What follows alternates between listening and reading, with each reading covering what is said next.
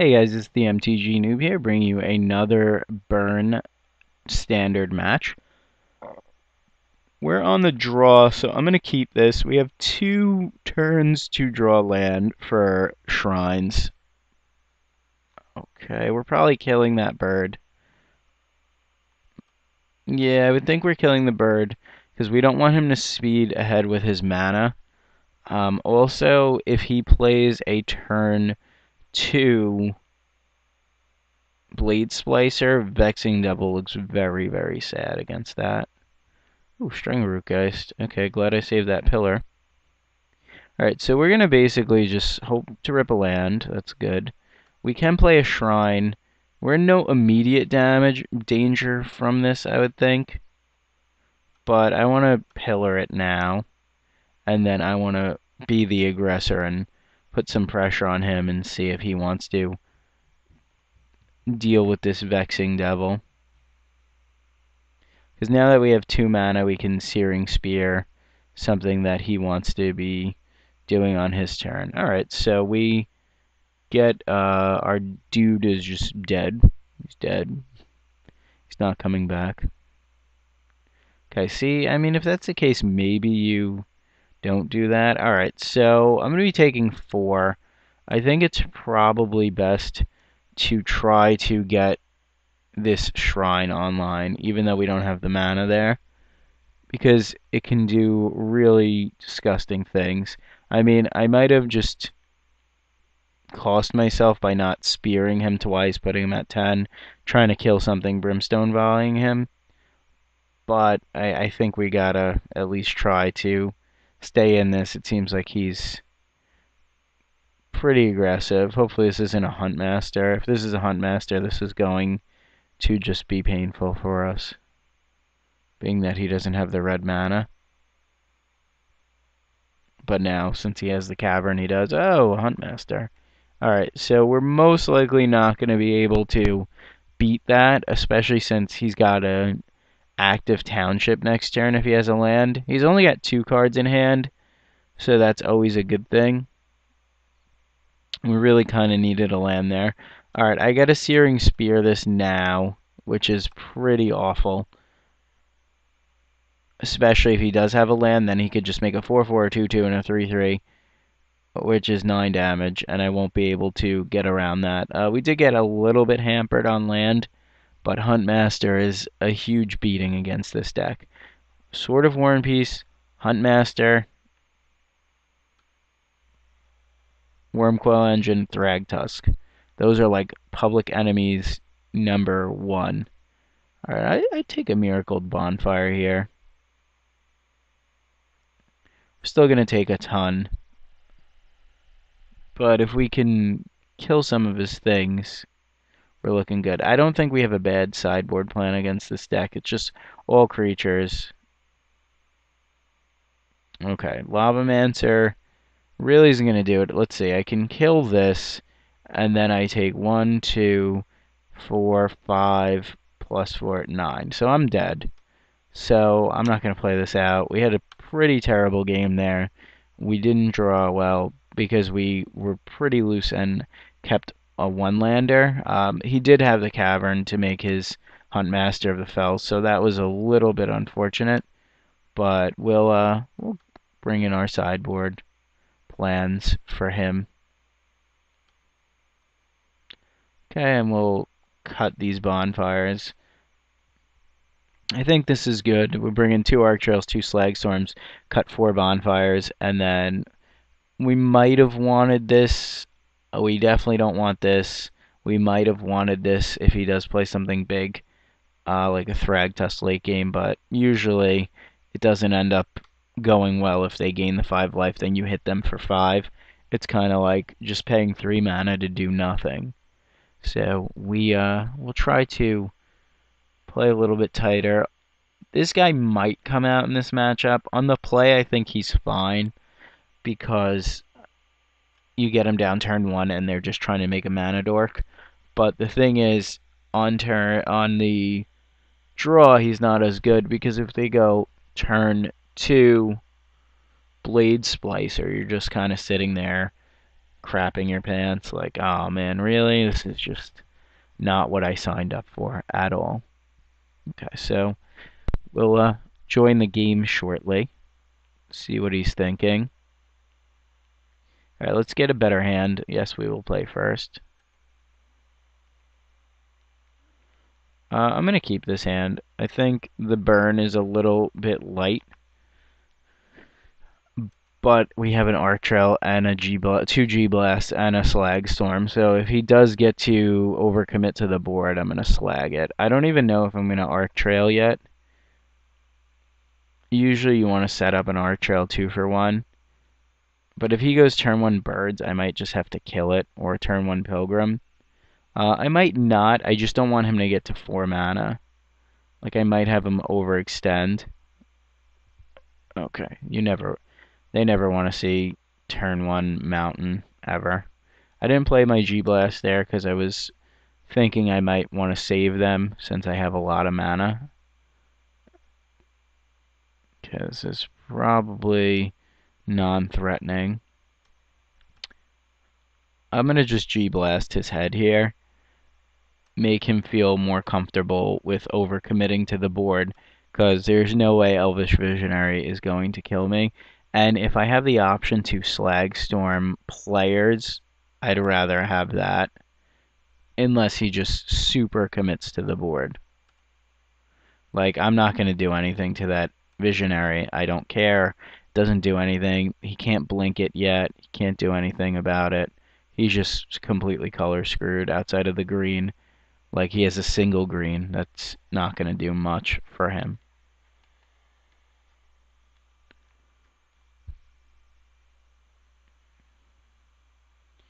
Okay, now that's going to end up making it a little bit more difficult for me. Once again, he's getting a plains, I would assume. I'm not going to Slag Storm yet. I'm going to... Oh, he gets a green. Okay.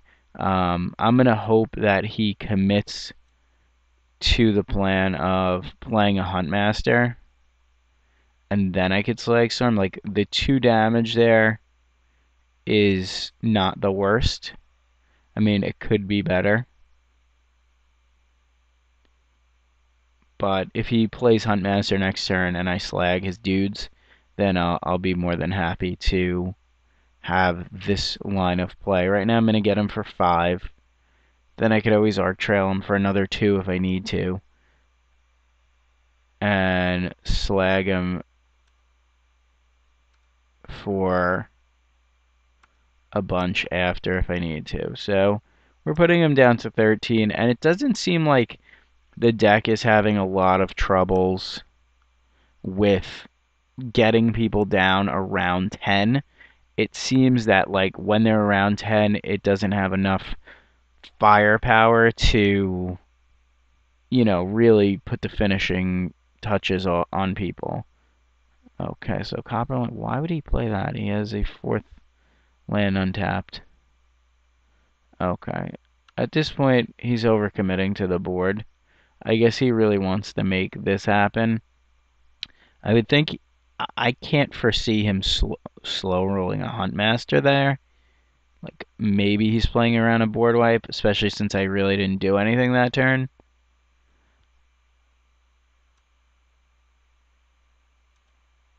I think I'm going to go 2, 1, put him to 11, and then Brimstone him down to 6. And have 1 card in hand, and kind of force him to overextend. Because without a Huntmaster, if I draw anything, I'm like gravy this game.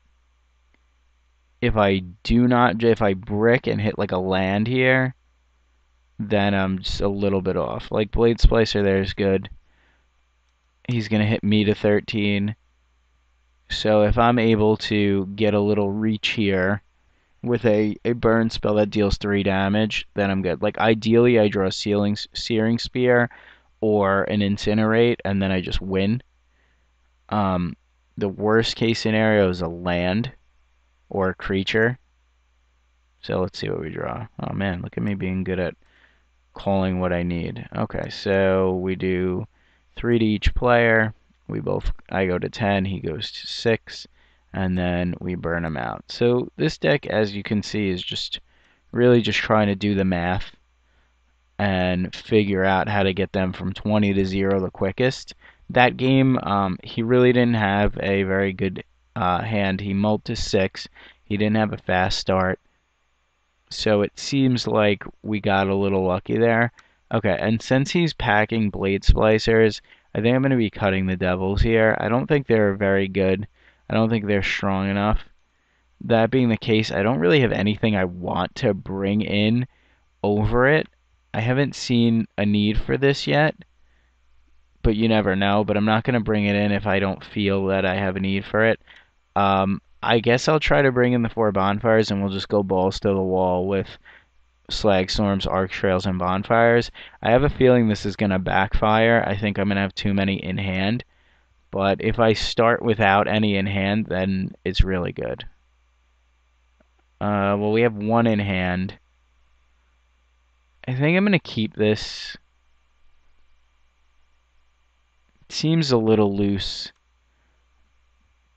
But with the right sequence, then we have a shot. Like, the fact that he didn't play turn 1 mana dork there was vital. Like, outside of that, this would have been extremely loose. Like, if he plays Stranglerootgeist here, I won't love it, but I'll accept it. Okay, so we get a mountain, and I guess he's going on the I have Huntmaster Thragtusk plan, which is always a decent plan against this deck. Like right now, I've done nothing and it's going to be his turn 3. He's done nothing either, but the late game favors him 1,000% over me. Like, even if he has Borderland Ranger here, then we're just like, okay, get a land, play a Huntmaster, yada yada yada. You know the drill. Huntmaster is a beast. I mean, we have a lot of burn, but us playing burn in this instance is just not going to be good if he has any spells like a Huntmaster. Okay, so the question is, do I searing spear his face, which I think I have to at this point. We have way too many 3 mana burn spells in hand. That would have been good, very good last turn. I would have accepted that last turn. This turn, not so much. We'll play it out anyway, even though we're going to take 4 now, which is pretty unfortunate. We might have to blow a burn spell on this golem token next turn, because I don't think we can thoroughly race that. Also, if he has Huntmaster here, we're just in really bad shape. Like, Bonfire here is just awful. Ancient Grudge, okay. That's fine. I mean, we kind of got time walk there. And our shrines are pretty much dead draws now. But we'll do what we gotta do. I mean, if we gotta throw a burn spell at this now to survive, we're fine with that. We're at 16, so not awful.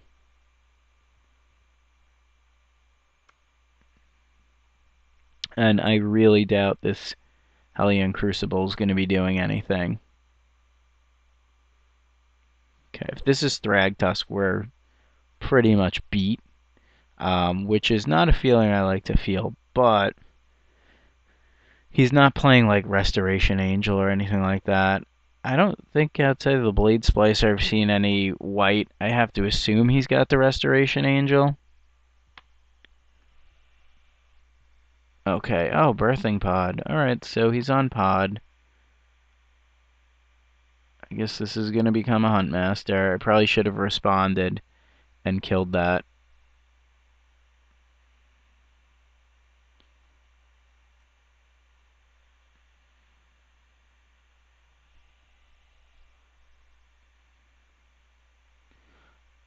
Okay. Good news is, on my turn, I'm going to wipe his board with the with the bonfire. The bad news is if he has any other creature, I'm not going to wipe his board. I'm going to make him just have a golem token. So I'll go down. The bad news is I'm looking like I'm in trouble. So if we can get a miracle bonfire or a slag storm here, we're like happy campers. Or if we could rip land, that's always good too. Alright, we're going to tap out, put him to 10, and just leave him with a golem token. This way, his Huntmaster doesn't become something sexy like a Thragtusk. I probably should have brimstoned his Blade Splicer so that he ends up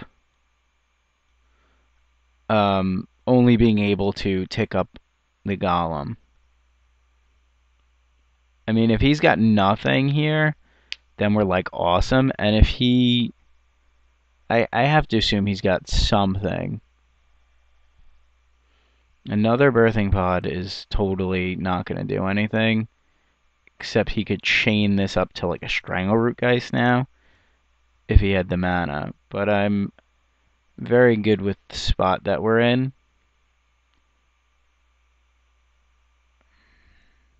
Let's see. We're at 10. He's at 10.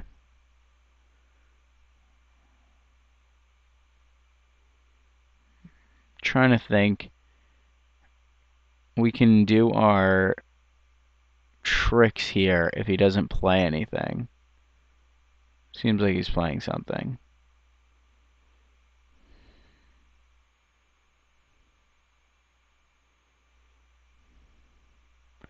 Alright, we're going to respond to this.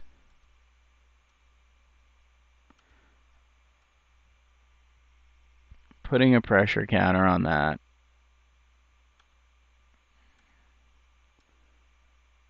And then volt charging his guy and putting another pressure counter on this Crucible. I don't like where we had to go with this line. I really wish we could have taken a better line of play. And we're completely vulnerable now to anything he wants to do on his turn. Okay, so he'll go to 7. He might tick this up to like a blocker. Alright, do you think he has Restoration Angels? The question.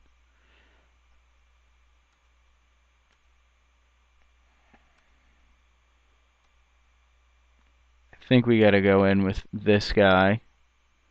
Put him to 6.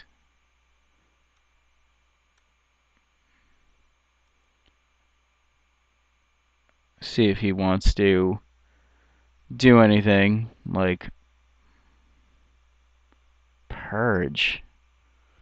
Ugh. That's interesting. Does not even kill him.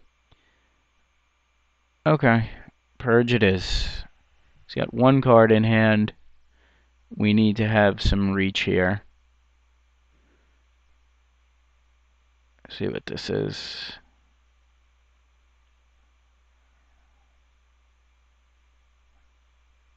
Oh, crap. Alright, well, that's the one draw you don't want to see. So what's our out here?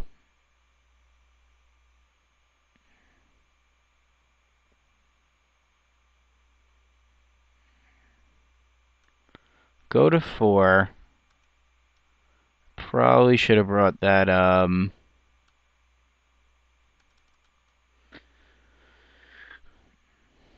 the Traitorous Blood in, but I didn't think he was going to be pod.